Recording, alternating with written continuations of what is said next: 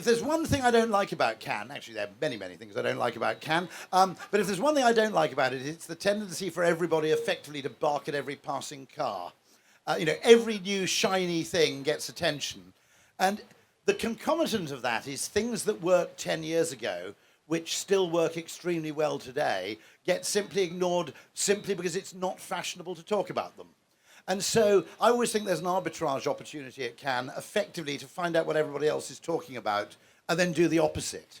Because it will almost certainly be underrated and therefore underpriced. So joining me on stage, in order, next is Mr. Andrew Tyndall, the Chief Growth Officer for System One. Andrew, come and join us on stage. Fantastic. Claire Sadler, CMO of the British Heart Foundation. And Kate Mackay, who is the Global Chief Marketing Strategy and Operations Officer for EY. So this is absolutely a joy to be on board. As I always say, the weird thing is that this applies both to media selection and to creative execution, which is, as Bill Bernbach pointed out, fundamental human psychology doesn't actually change very much. There are lots of things where we had the benefit of 20, 30, 40 years experience, which worked extremely well 10, 15, 20 years ago. In many cases, they never stopped working. What happened is people stopped talking about them. And what's actually important and what gets talked about are emphatically not the same thing. And so, for example, I would make the case jingles still work, although you've got to call them sonic branding now. Long copy press advertising still works. Mass TV still works, okay? All that simply happened is that when these things die off, it's never for a good reason, fundamentally. So I think there's a role for media conservatism and media arbitrage, which is simply double down on the things that everybody else is ignoring, listen to what everybody's talking about this week, and take half your budget and make sure you do the opposite. Okay. Now, very quick sort of opener, icebreaker. I suppose, what are you all, starting with Claire, what are you all looking forward to this week at Cannes? I think to your point, Rory, there's always the new and shiny at Cannes, isn't there? Yeah. But you need to take the new and shiny and look at still what works and put that new and shiny in context, I think.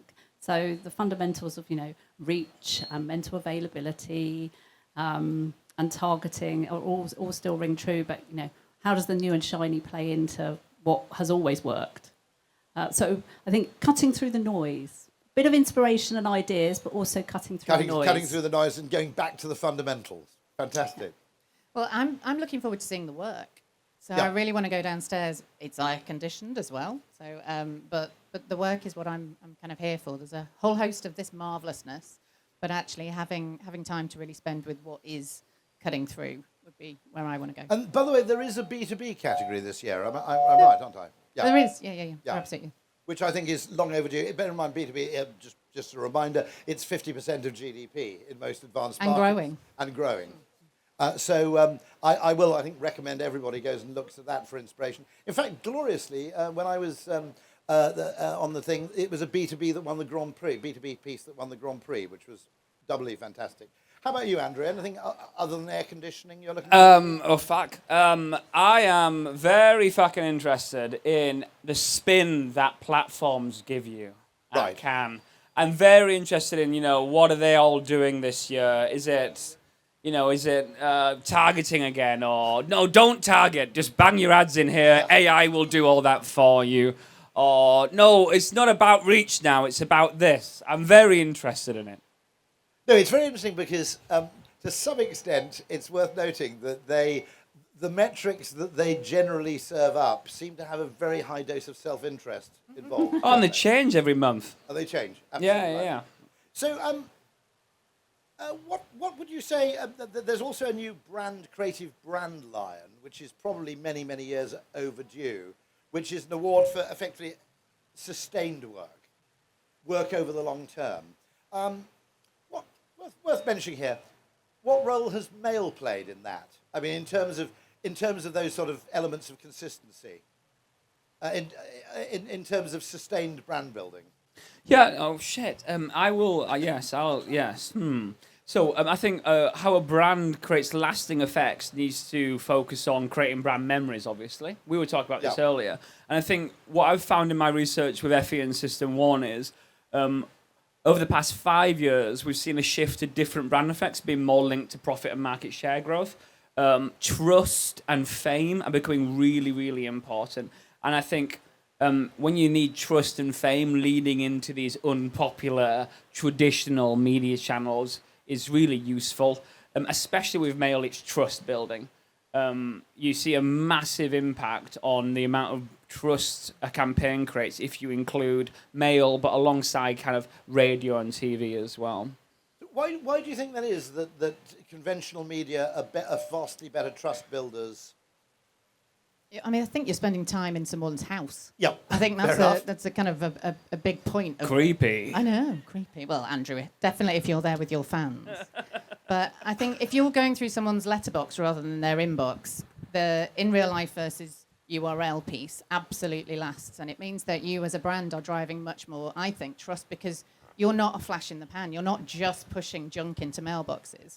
You're absolutely driving post through somebody's front door. Now, in your case, I mean, in the case of charities, by the way, you could argue that probably 50% of the world's charities wouldn't survive and certainly wouldn't have been created without it. That's probably fair. I mean, you know, when we got attacked in the old days of direct mail, people always replied, yes, but it saved the whale, which was, broadly speaking, true. You wouldn't have achieved that level of regular donation without it? Definitely, mail still forms an important part of our overall media mix. And you're right, it's not trendy, but it does land in people's homes and it sticks in people's homes. If it's well done, i.e. it's relevant, it's engaging, it cuts through the noise, a piece of direct mail will hang around for a few days or a few weeks, a lot longer than an email will or an Instagram will. So it depends. It always depends on what your objective is. What's your marketing objective? What's your communications objective? But it absolutely has a really important role to play within our mix. And certainly some pieces of activity, particularly if we're trying to get sign-ups for regular giving or sign-ups for legacy pledges in the future, it can contribute sort of 6% of those sign-ups. So it's fairly significant. That's a really interesting idea, how long an ad hangs around for. So I did some research with the IPA looking at, called Compound Creativity, looking at consistency. And in that research, we looked at the average time someone keeps a TV ad on air for. And some brands keep their TV ads on air for about 7 days on average. Whereas I think Mail on average hangs out in someone's house for 8.5 days. So Mail is in people's houses on average for longer than people keep their fucking TV campaigns on air for, which is insane. B2B, what's the take on that? Well, I think from our perspective, we sell at an enterprise level, so it's quite hard to really target B2B and get through the gatekeeper. The gatekeeper of often of the CXO is the EA, is the PA. So trying to get that cut through within DM is more difficult. So you have to differentiate. It can't just be the kind of normal letter. Years ago, when I worked at Ogilvy, one of the things we did was send top hats to Schroders clients to invite them to Ascot, and that cut through. Yes. Because it's different. It's unusual. You're in people's hands. You're getting past the gatekeeper, and it's really driving the right outcomes. But you have to your point, it has to be part of the mix, and it has to be part of the targeting. And we ought to, by the way, launch a defence on top of some very, very expensive direct mail. We produced something for Rolls-Royce aero engines where each piece ran into 4 figures. But the point is a single aero engine order renders that completely irrelevant. There's also that incredible value of costly signalling, isn't there, which is the amount you spend on the communication is inferred by the recipient as evidence both of its importance but also its exclusivity. Because patently you're not sending those things to 50,000 people. And so you refer to the fantastic phrase of mail as a super touch point, don't you? Which I think which comes out of System 1 research, which I think is really, really interesting. Yes, I have stolen that phrase from Jick Mail, but they were using it kind of like, flippantly, and I was like, no, I'll put some numbers to it. So, sort of. So, A super touch point, I call a super touch point. Well, I'll explain where it comes from a data point of view. If you look at the types of media touch points used in campaigns across the FE data set that I often research across US and Europe, you can actually look at the average impact on direct effects and long-lasting brand building. And the ones that kind of buck the trend, that do both really well, I will call a super touch point. They can do the long and the short unusually well.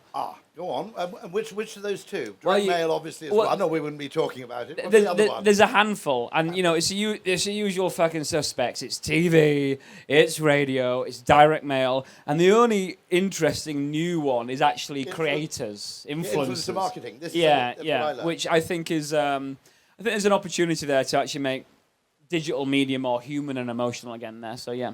But there's also something about it which is, if you want to get all Byron Sharp, direct mail gives you both mental and physical availability because it's a return channel as well. I've never heard of him. Who's he? No, he's some No, New no, Zealand yeah. Kiwi guy. Yeah. Yeah, and the other interesting thing is that there is something about a letter which, even bizarrely, it's not something that just addressable mail has as a property, because email doesn't have this property.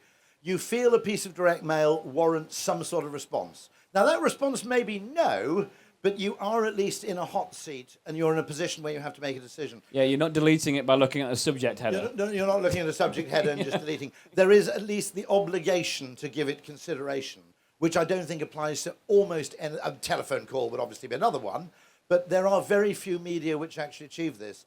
And it's similar. There's a similar thing to your super touch point in customer service or customer experience, which is called a brand quake, which is a decisive moment where you could become either spectacularly loyal from there on, or effectively, it's a decisive moment where you become a boycotter, and not just a rejecter, but an active boycotter or something.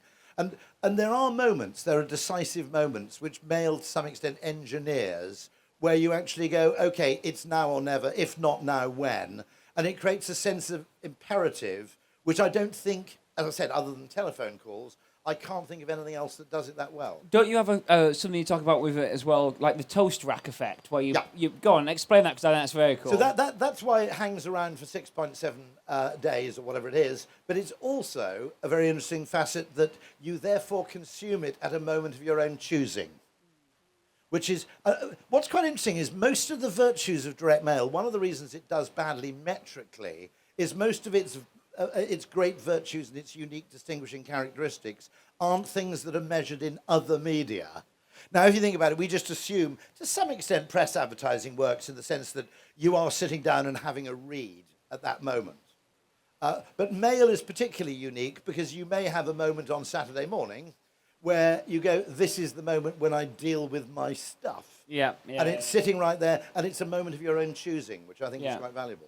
And have you heard about the admin nights? I was about to say Were you that. about to say that? That's Yeah, it's Hit a me with that. TikTok Admin trend. night. Admin TikTok. night. Yeah, TikTok. you're big on TikTok, Rory, aren't you? Know? Yeah. You're running this trend. This one's yours. Now, I haven't actually spoken about this yet, but the idea is that you make Wednesday night admin night. And you do it with friends. Yeah, you do it with friends. Bring your mail.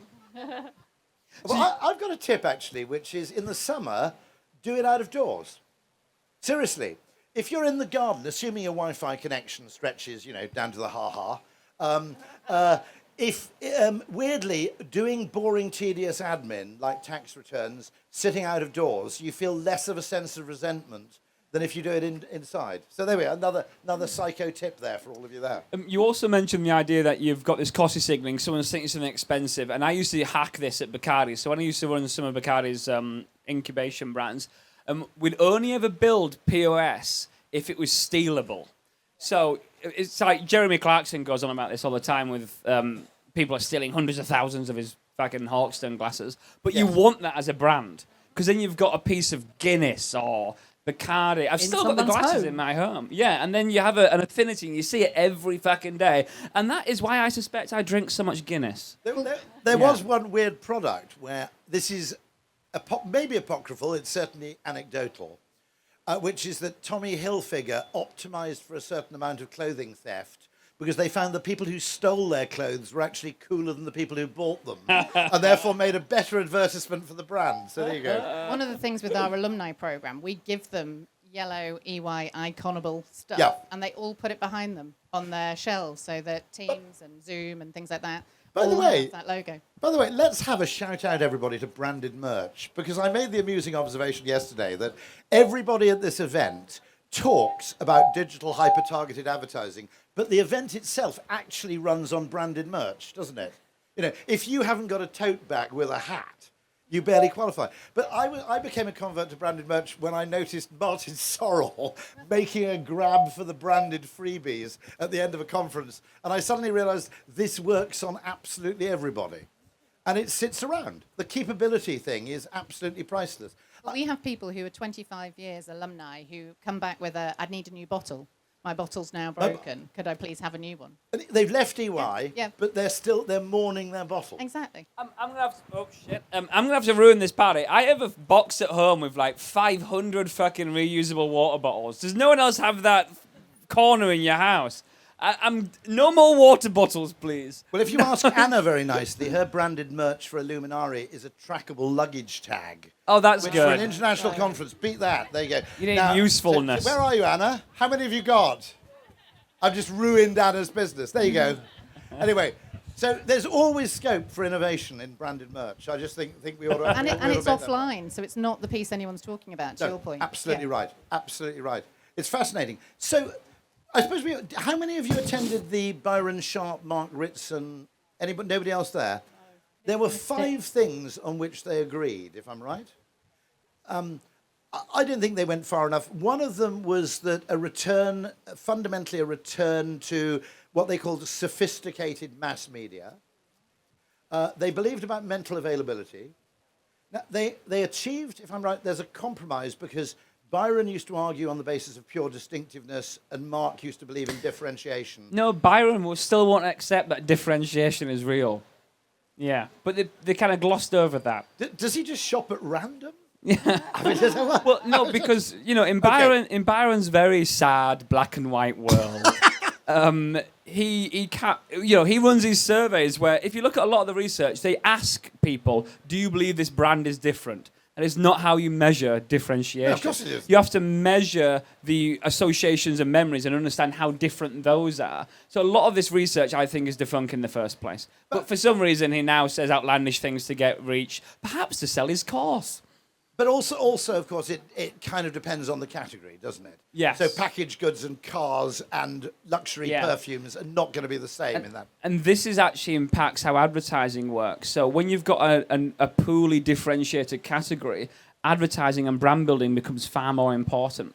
So pharmaceuticals, I found in my research with Effie, is far more impacted by advertising because you can advertise that weird shit in the States.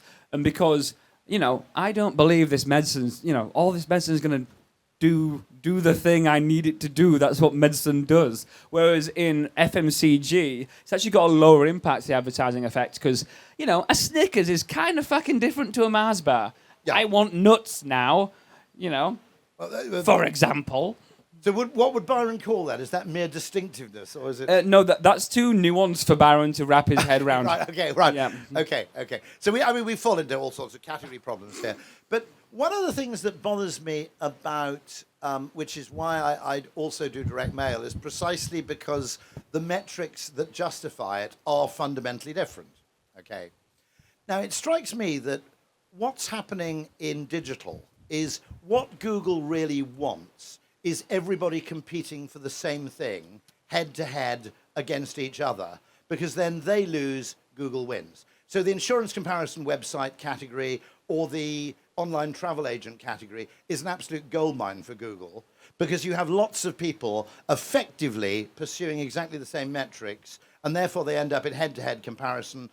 And the only thing that makes you win, and this leads to a thing which is called corporate isomorphism, where companies become more and more similar because their metrics are all there for purposes of comparison, not for purposes of differentiation or distinctiveness. Yeah. Sorry, okay, right. But Rory, don't you think it's different when we look to the future of our audiences being human and machine? Because the machine needs truth and needs an actual kind of examples of what the business or organization does, whereas the human needs trust and experience.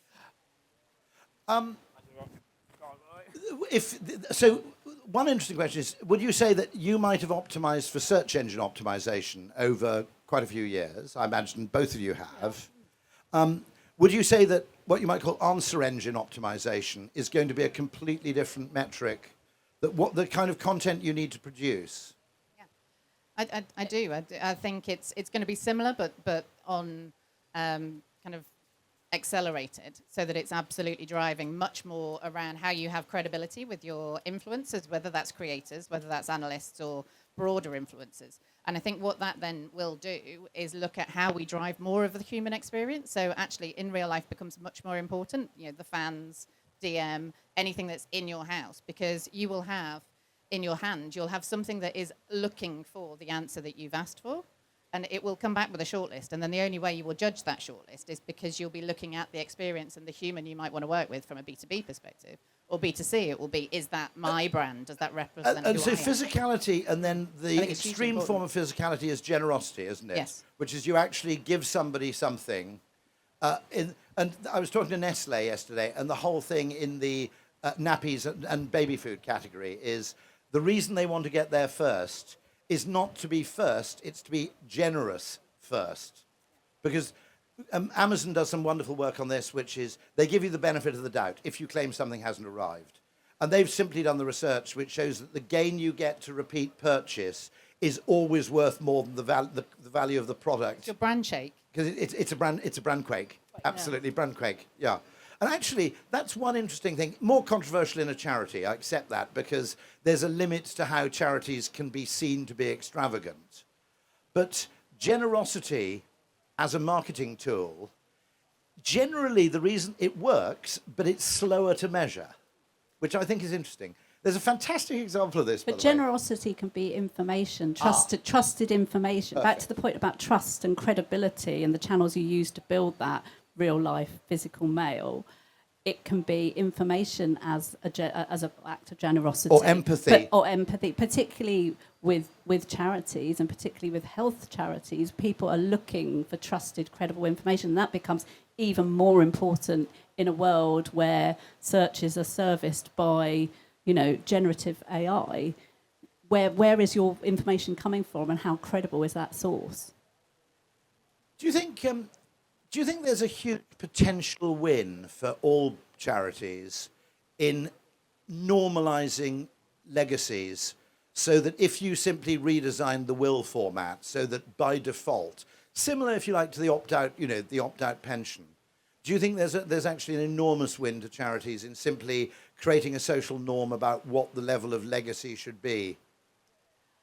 I think there is, clearly there would be a benefit to charities to that. And I think it varies enormously between different cultures and markets. Yes. So giving, charitable donations and giving is seen very differently in the States. Yeah. Where it's certainly when you reach a certain level of income or wealth, there is an expectation that you will give. And often employers will go, you've got to give 3% of your salary, who Yes. you're going to give it to. And then obviously brand relevance and brand salience become really important. I think in other markets, and certainly within the UK, we're quite British about it.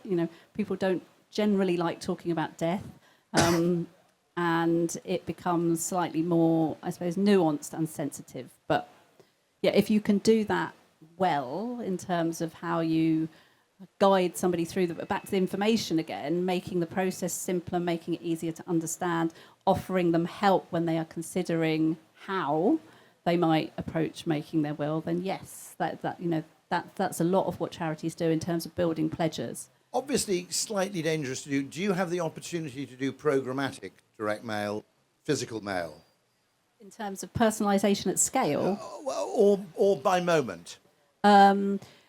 yes, it's dependent on your data, what Yes. data you have and behavioural signals you have. We do use it in, I suppose, a personalised way. Yes. In terms of more one-to-one personalisation within direct mail, yes. But those behavioural signals in terms of lifestyle changes and what people might be searching for and how much of that you can capture comes back to how effective you are in terms of data capture and ultimately understanding your customers. And is part of that generosity in terms of information, would that be covered by your charitable mission? It would. Yes. Yeah. Yeah. I mean, it's part of our, the majority of our income is spent on funding research, but a percentage of it is funding information and support for those living with conditions, which is absolutely part of the mission. There's charitable mission. particular importance is it's quite common to experience depression, isn't it, after a cardiac event? Yes. And the weird thing is, because you're referred straight to a cardiologist, the medical element is often treated or talked about, but I suppose the mental health around it less so. So in terms of back to the generosity of support, community, information that's available to patients, yes. That's Part of the fascinating. mission. How about B2B? Do you do anything? Because programmatic seems to be a big growth area both in the US. I'd not thought that programmatic mail was a thing before, but yeah, of course. So what? It's looking for signals in your first-party data, and explain that a little bit more. So I tried to do it when working on American Express, and the technology wasn't there, because that's how old I am, which was when people got a board appointment in Company's House, you could then trigger an invitation to Yeah. Okay. to apply for an Amex card, for So example. the way we look at it is part of account-based marketing. So it's much more around the account itself and how you're trying to drive the account holistically forward. So depending on who the individual is, what their kind of position is themselves, what you might be trying to sell to them might give you different generosity points, which could be delivered through programmatic. So for instance, if we are... I'm brand side at EY, Yes. so one of the things that we do from a generosity perspective is we happily tell our story about any of the things that we do internally as a kind of client zero. And that case study of how we do it, what we've learned, what we can do, is something that CMOs really value because they get okay, you did it and you know how you got through that kind of process and transformation. So there's a lot of generosity of time in terms of putting people in, but obviously because it's part of an account-based marketing perspective, it means that you're furthering the relationship and driving revenue ultimately at the end. And presumably you can also do it.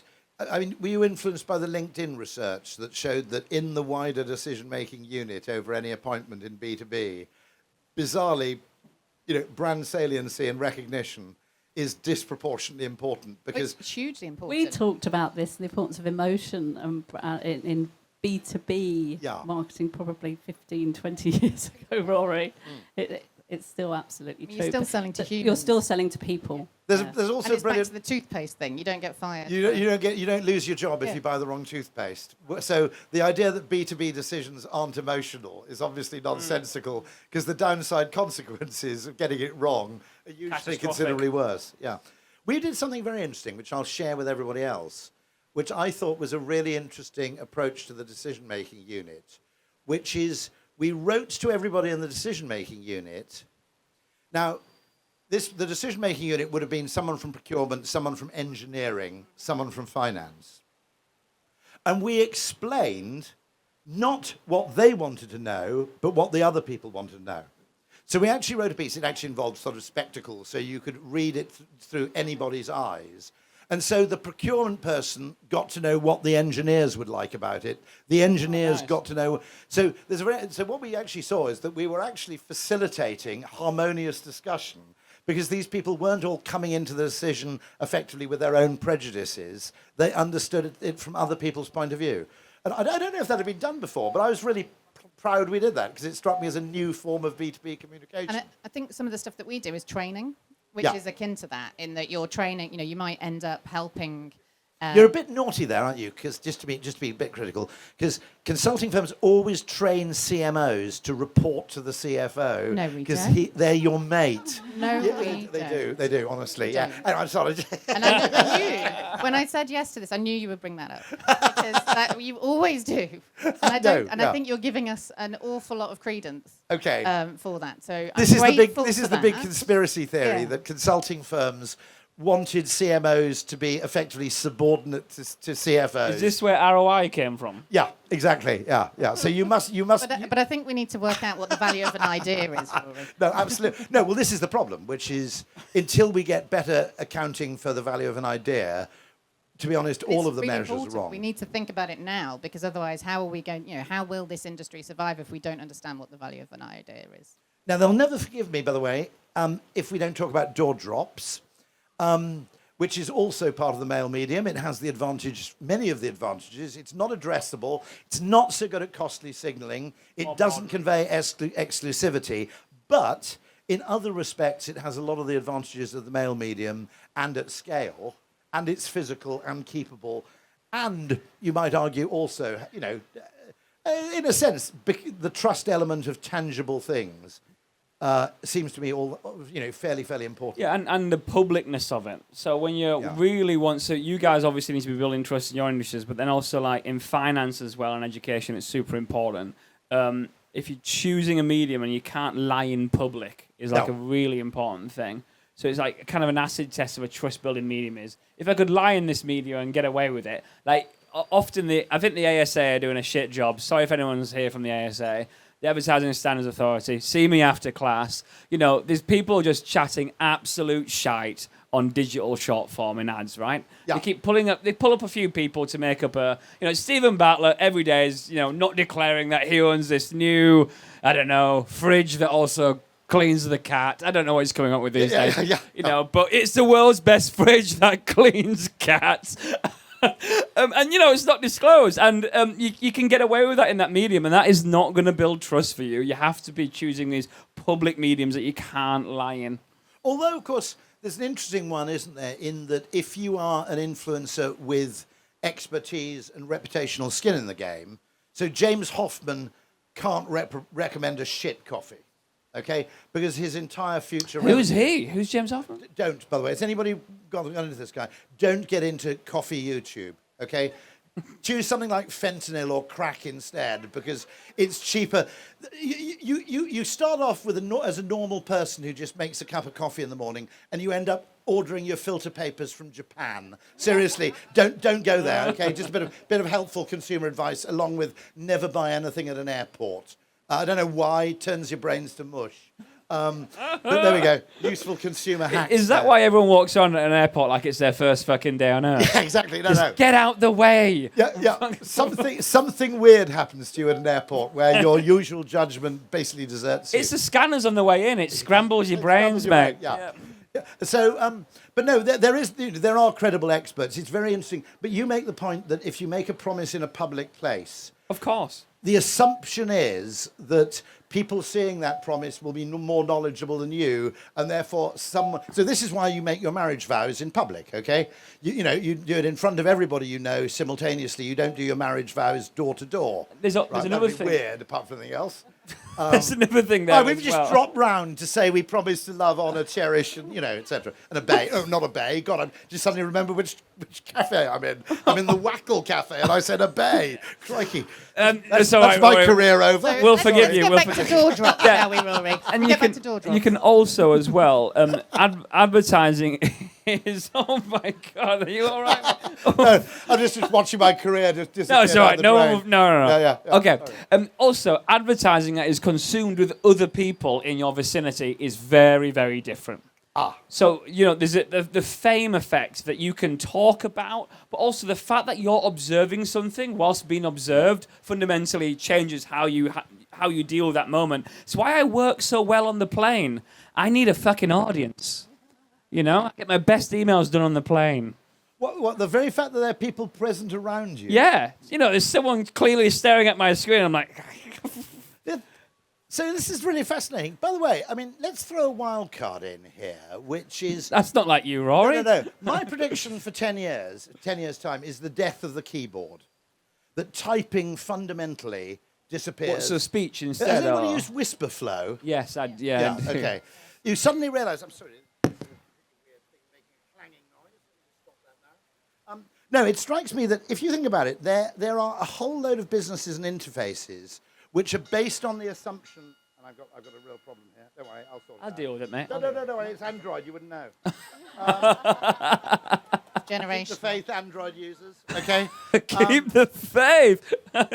Anyway, so an awful lot of assumptions about technological interfaces is, if you think about the keyboard, it's incredibly antisocial. Okay, I will bring this back to direct mail, I promise. But once someone is typing, there is one person, one screen, one operator, okay?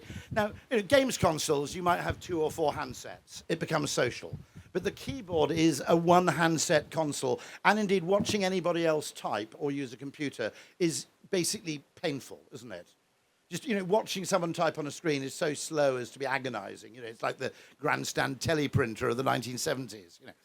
And what happens to consumer behavior when two things happen? One, we start talking.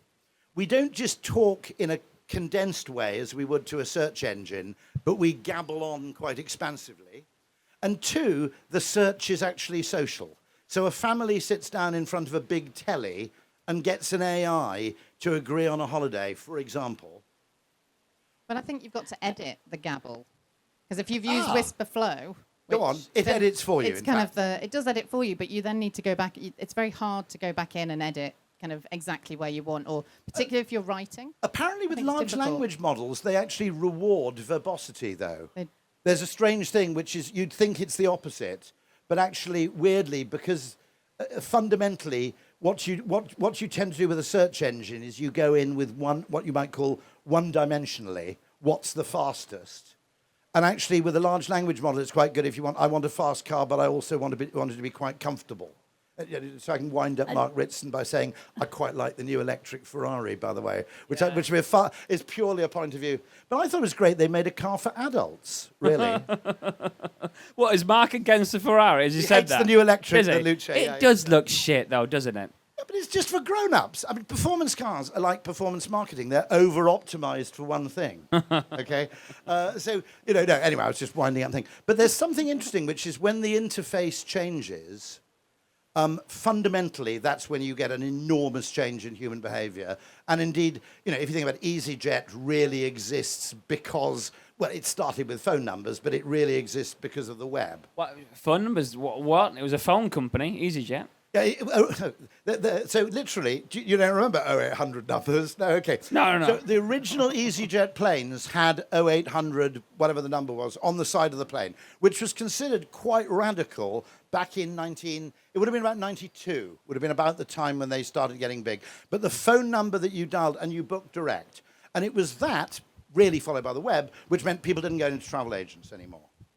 So what happens around certain decisive behavioral points when the whole interface changes, and what happens to what we measure becomes really interesting. Well, I kind of don't believe this because I was sold this like Amazon Alexa, and we were all worrying that our brands aren't going to matter anymore because the voices are going to choose the brands for us. Like 5 years ago, that's what everyone was worrying about, and that just didn't happen. I think they did it defensively. My theory is, because for the money they spent on Alexa, you could have given everybody in the world an egg timer and a thermometer. Because the two dominant questions are, what time is it?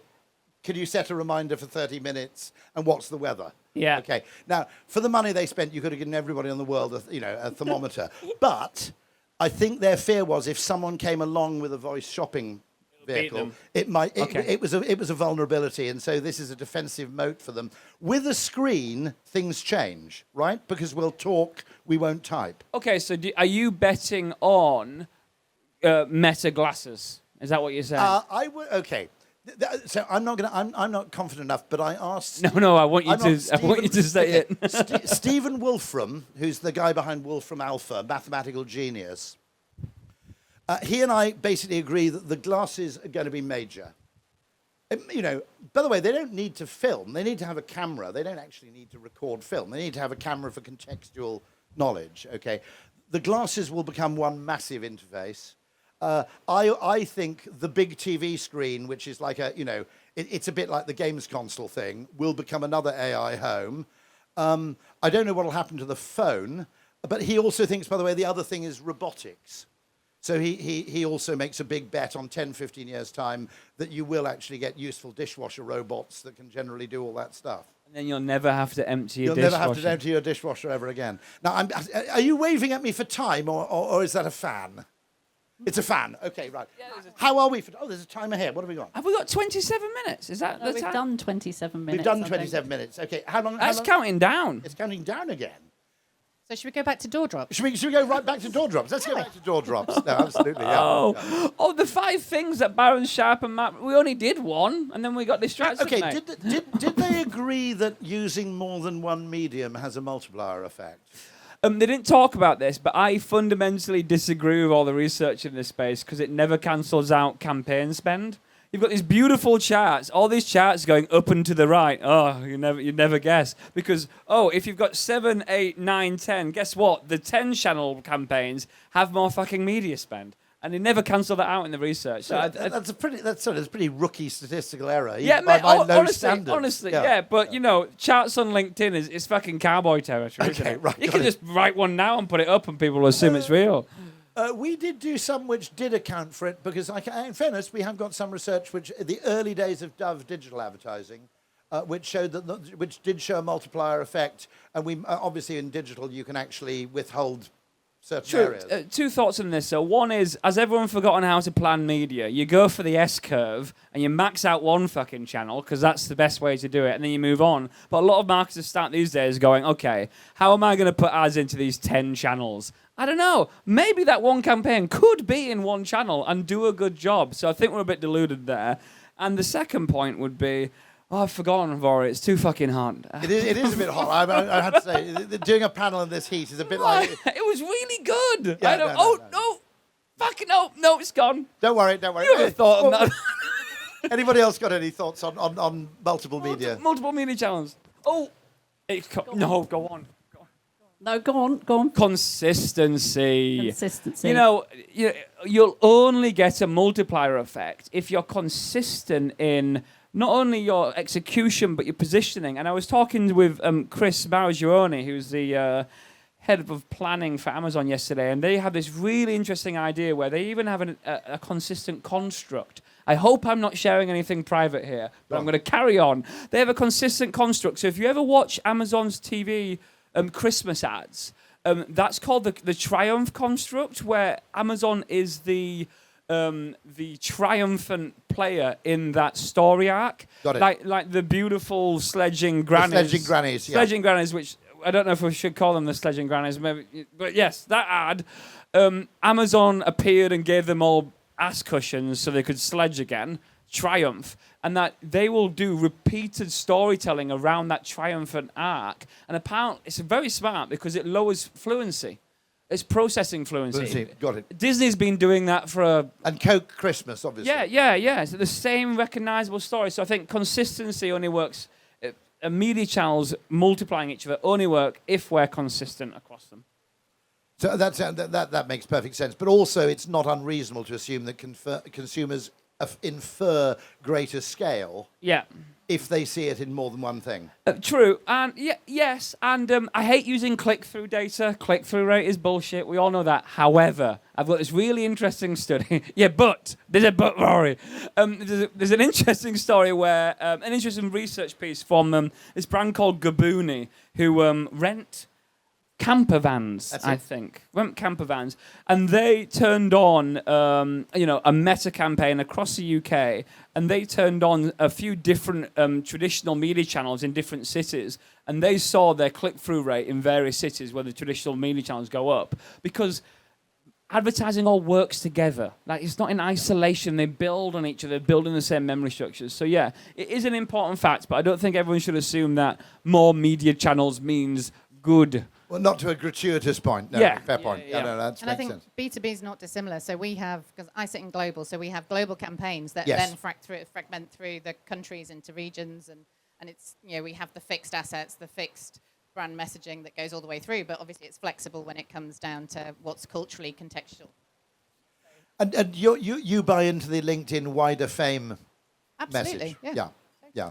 So in other words, that in any decision-making unit, 6 or 7 people who are, in a sense, they're not really specifiers, but they're rubber stampers or approvers. It's kind of primary, secondary, tertiary influencer, and we need to keep that influencer audience au fait with what we're doing, so it's not a no. Got it. And actually, the impression of scale is obviously It's hugely important. really If important. we're going in with a huge engagement cost, they need to be seen to to be working with someone who can deliver at scale globally around the world with case studies and kind of impact stories. Of course, of course. So, I mean, what's the ratio roughly in terms of global spend? It depends on the markets because we operate in a slightly different way. In different And being a markets. partnership makes it a little bit Exactly. a little So bit we have strange. member firm constructs, Of course, which means of course. it's part of that. How about you? I mean, have you've obviously maintained direct mail spend for the British Heart Foundation. Have you also have you shifted heavily to digital, or have you done it tentatively? It comes back to media planning, and do you do media planning well? And what is your objective for a particular campaign or a particular audience? Traditional channels still work well for us. They still perform. TV still performs well. Yes, we use digital within the mix, but we do a lot of testing, and it's used. To Andrew's point, we don't approach and go, this has to run in 10 channels. We go, what's the most effective channel for what we want our audience to see or do or feel, and start from that point. And once you know what your most effective channels are, either for brand building or for driving fundraising donations, Of course. you build from there. And you measure accordingly. We measure Yeah, we measure accordingly, and you look at what does that channel contribute to to your overall. How do you do income. that? Is that econometrics? We do or? it. We do it through econometrics. We do it through an intensive test and learn program that runs through the year. So depending on what it is, geo testing, brand uplift studies in certain areas. The good practice in terms of having an effectiveness framework. Would you tend to accompany TV activity with mail activity? Would you? Yeah, because consistency, and for us, integration. When I arrived 5 years ago at the British Heart Foundation, you had two separate teams, brand and fundraising, and it was a bit like B2B. It was a bit like a B2B sales and marketing. What have marketing ever done for us? Type of approach. But so integration and consistency has been a mantra in terms of seeing the same consistent messages, the same consistent creative through all channels, and planning them so they work effectively together. Yes. I love the idea around knowing what channels work. So I have this rule that I work with a lot of the time, the 70-20-10 rule, where you should be spending 70% of your budget on what you know to work. Yeah, so probably TV, direct mail, this kind of stuff. 20% on kind of new experimental stuff, which I think creators should sit in. Like, it's showing promise. We don't really know how to scale them. But some brands have, absolutely dropped their pants and gone 100% in. No, 20%. See if it works. See if you can scale it. And then, 10% on, sending everyone spectacles. That's blue sky. Yeah, just mad shit. AI. Bah. I mean, by the way, I've got a lovely story for anybody. It isn't absolutely necessary for every single piece of activity to wash its own face financially. And I think we've fallen into that trap. And I work a little bit with AO. And if you know AO, this isn't actually using Royal Mail, but because they deliver their own appliances, they thought, well, what can we do because we deliver appliances ourselves rather than farming it out to the manufacturers? These are sort of washing machines, large domestic appliances, dishwashers, and so forth. And so they keep a box of bears in the back of the van, and if they're children or sometimes dogs in the house they're delivering to, they just give the children a branded bear. Bit of branded Octopus bear. do the same. Octopus Energy. They have octopus plushies. Yeah, I've got 3 actually, rather embarrassingly. Yeah. You can probably sell them for quite a lot of money. On eBay. Yeah, Weirdly, yeah, the bears sell on eBay as well. Apparently, it's quite often the drivers selling them. But anyway, but they have this AO box of bears. also do pint glasses as well. Well, they're the largest buyer of bears in the UK. Okay, and when I last spoke to John Roberts, he'd just written a cheque for £1 million for a new delivery of these bears, which they give away. You could test the effect on repeat purchase, okay, but it would take about 5 years. The metric they discovered was very interesting. Every single person who leaves them a review on Trustpilot, and they've had 1 million reviews on Trustpilot, every single person who mentions the bear leaves them a 5-star review. So that actually is a perfectly legitimate metric. Now, it may be harder to monetize, but that isn't to say that just because you can't reduce it to a number, therefore it isn't meaningful. It's back to merch. It's back to merch again, aren't we? All roads lead to merch. All roads lead All to... roads lead Rory, to merch. you know, these are all really, interesting observations, and I talk about this stuff a lot, and then I get from clients to go, okay, great, but people want their answer this week. Has it worked? How do we move away from has this worked? Should we keep spending? And people now expect an answer that week. Okay. How do we move away from that genuinely? Do they? Really? I mean, A lot of businesses do now. Yeah. But honestly, we have to talk about the magic and the science, not the art and the science and the. Yeah, try explaining that to Bob from finance. He doesn't give a fuck about No, but magic. it does. If you're kind of looking at it in terms of long term, you can. So this is a fundamental problem because you've got the long and the short of it, and that if you think about it, we almost certainly over-optimize for the short term, not because it's necessarily more valuable, because it's quicker to quantify.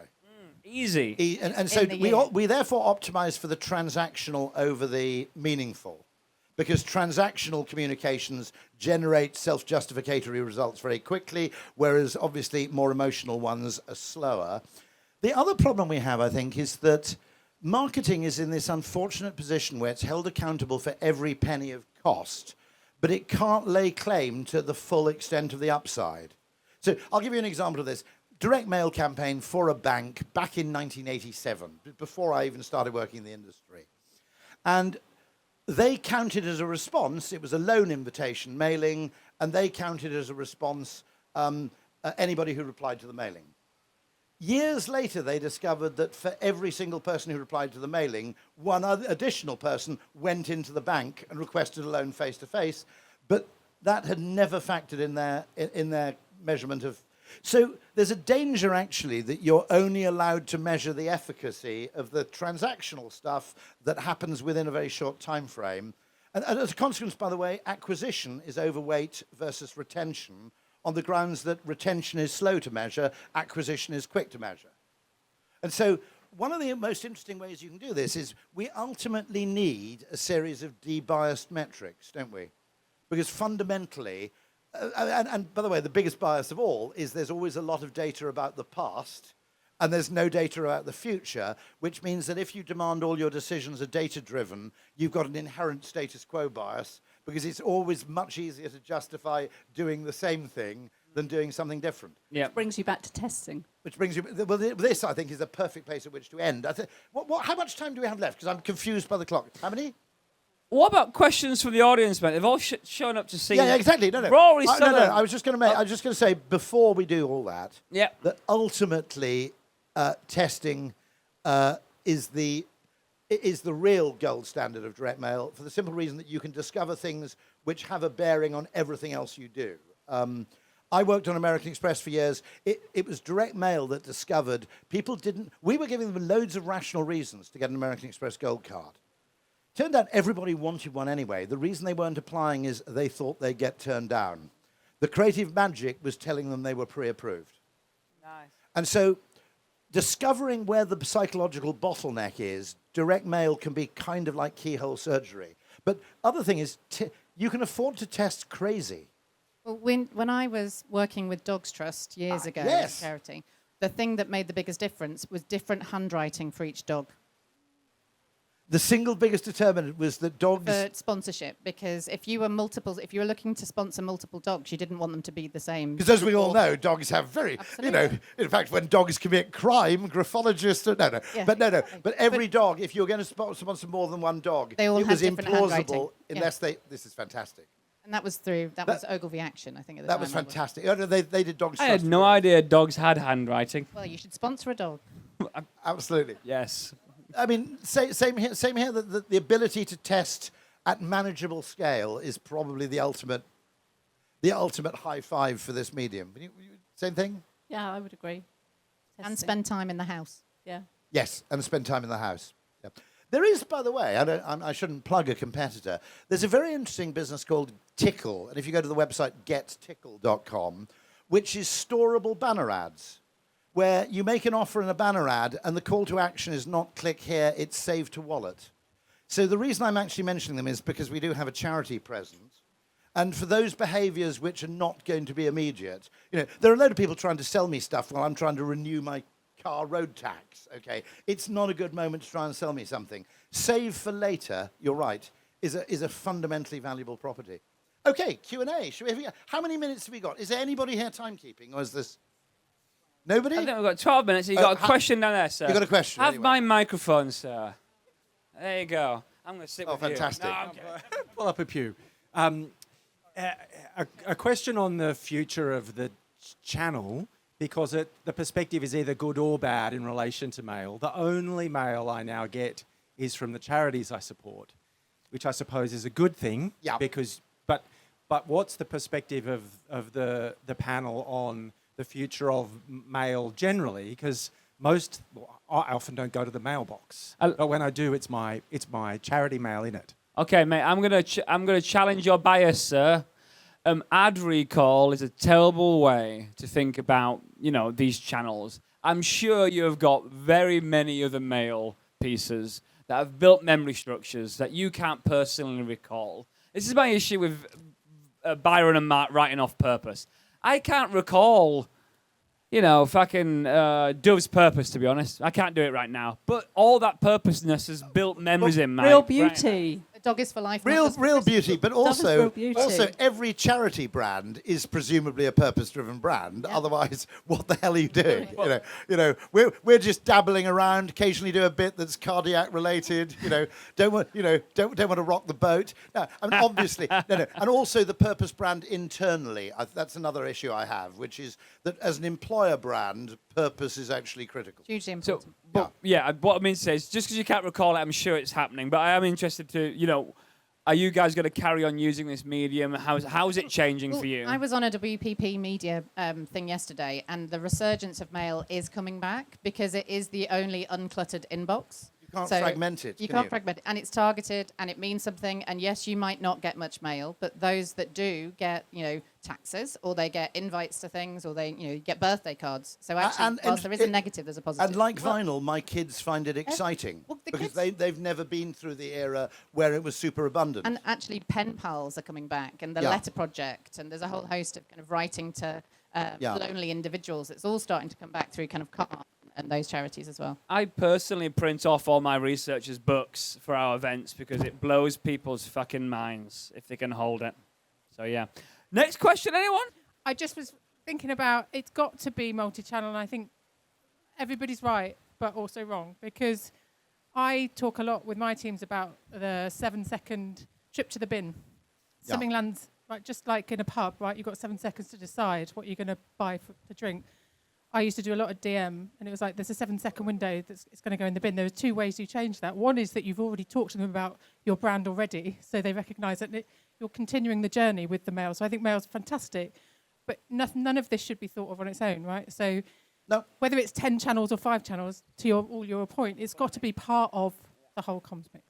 So I actually think one of the most impressive campaigns I've seen recently is from Uncommon for that insurance brand. Hiscox, thank you, sir. Ad recall is a really bad way of that insurance brand. And the best piece was they sent everyone direct mail that looked like someone had spilt a glass of red wine on it. It was like, get your insurance. I thought that was genius. I think creativity... Uncommon is one of the hottest fucking agencies right now, and I know for a fact they love direct mail for this reason. They also do outdoor, don't they? They have the kind of the bus driving through an outdoor and kind of showing the bad side. These kind of what you could call restrictive mediums, printed mail, outdoor, are a challenge and a stress test for good creativity and a great idea. That's very obvious in the industry now, I think. Likewise, you must test extensively, both emotional and...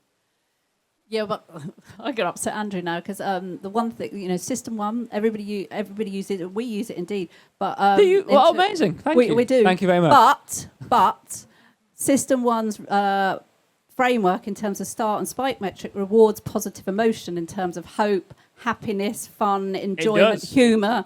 Spike doesn't, so I'm just going to correct you there, but Star does. Which in a charity world can be hard to advertise and create. I'm not glad you brought this up. I've not ever seen a charity ad using humour, because to do it would be incredibly hard for it Yeah. to land in the right way without it being insensitive Completely. or offensive. So, you know, the emotions that we always try to evoke with our work that do get rewarded in terms of system ones and are proved to be effective is hope as a positive emotion. But I don't know, how do we get onto this? Creativity, but I'll pick on creativity, yes. I agree. I think different mediums force creative teams to think differently. And Yes. 2, smaller budgets force you to think differently in terms of more creatively about what you do with your budget. Yeah. Well, Adam Morgan calls that the beautiful constraint. The beautiful I think, doesn't constraint. it? Just on the positive emotion front, it is true, and I've got research I'll send you in charities that imbuing your brand with more positive emotion impacts the affect heuristic, which is a heuristic that you all decide what you buy via. But there's a whole spectrum of positive emotion, as you touched on. My favourite is Schadenfreude, which is also my favourite club in Berlin, which is laughing at someone else's misery. A great positive emotion. There's a whole spectrum of positive emotion. Please don't write off positive emotion. It's good stuff for the brain. Anyway. One other thing, which is, as a direct mail creative for many years, is generally when you're writing to someone, you know at least one thing about them. Okay?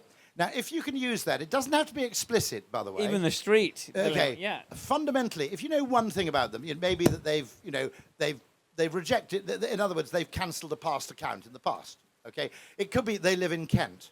Okay. If you start off on one piece of conversational common ground, you avoid the risk of total irrelevance.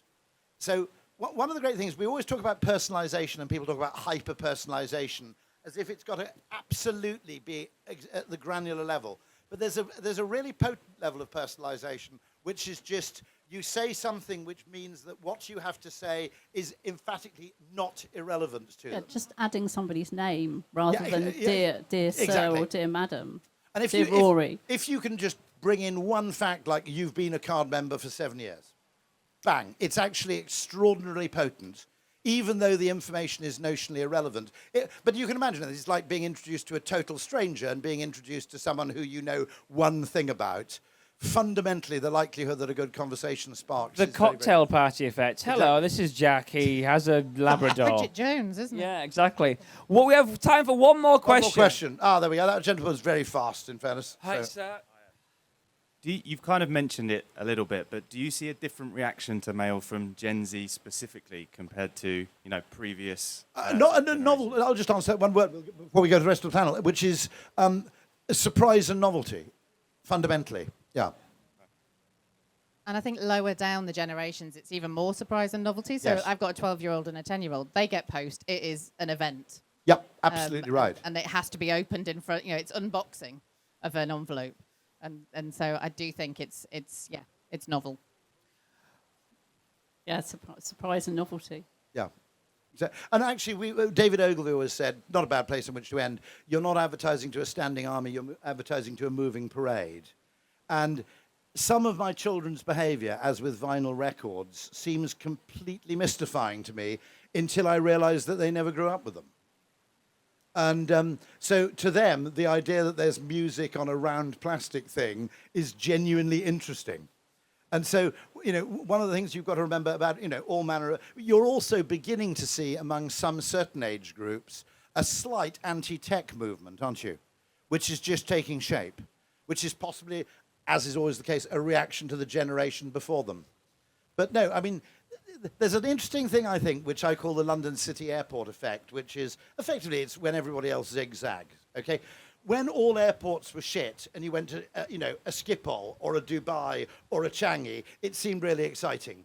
And then all airports become like fucking shopping centres, and you go back to London City Airport, you go, this is brilliant, there are only 6 shops, and I can get to the plane in 5 minutes. So actually, one thing's strength becomes its weakness when enough people copy it. Amazing. Fantastic. Well, thank you very much for coming. You've all marked yourself out as wonderful individualists. So thank you for coming here to discuss this. But immense thanks to the panel as well. You've been absolutely wonderful. So thank you all so much.